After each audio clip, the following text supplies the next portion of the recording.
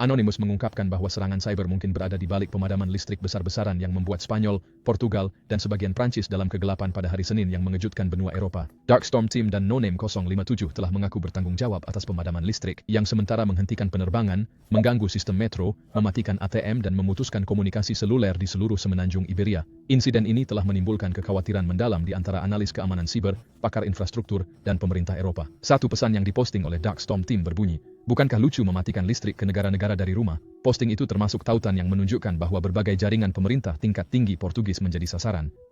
Jika klaim ini terbukti benar, pemadaman listrik akan mewakili salah satu serangan cyber terbesar yang dikonfirmasi terhadap infrastruktur sipil dalam sejarah Eropa. Banyak orang baru-baru ini merasa resah, sebab baru 2 tahun yang lalu, Forum Ekonomi Dunia mengeluarkan peringatan keras tentang potensi bahaya serangan cyber skala besar. Menurut perkiraan mereka, ancaman digital semacam itu dapat menyebar lebih cepat dan luas daripada virus biologis apapun yang pernah dikenal dalam sejarah modern. Bahkan, mereka perkirakan bahwa laju penularannya bisa capai 10 kali lipat lebih tinggi daripada virus yang baru-baru ini manusia berusaha keras untuk atasi. Pemadaman listrik, yang mempengaruhi jutaan orang, melumpuhkan sistem transportasi kota, menutup sementara bandara-bandara utama, menyebabkan kebingungan di lembaga keuangan, dan membuat seluruh lingkungan dalam keheningan dan kegelapan. Portugal mengalami dampak serupa.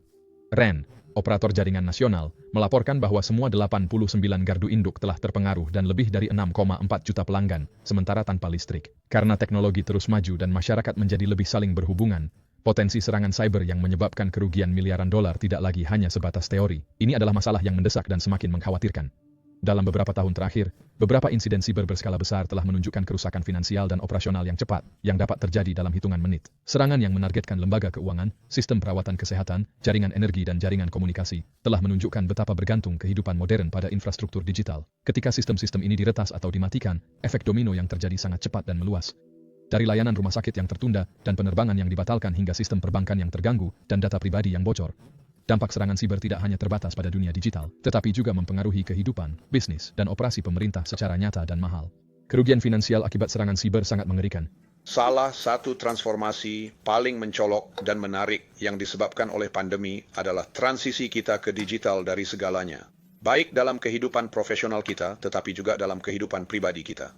Ketergantungan kita pada layanan dan infrastruktur digital telah meningkat secara eksponensial karena konektivitas yang belum pernah terjadi sebelumnya yang telah kita bangun saat ini.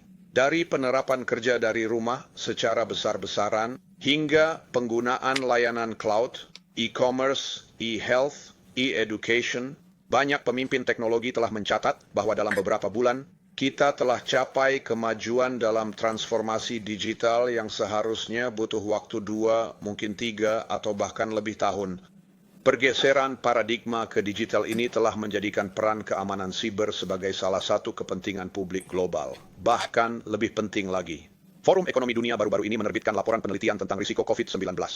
Penelitian mengungkapkan bahwa kekhawatiran terbesar bagi perusahaan yang disurvei adalah meningkatnya serangan cyber.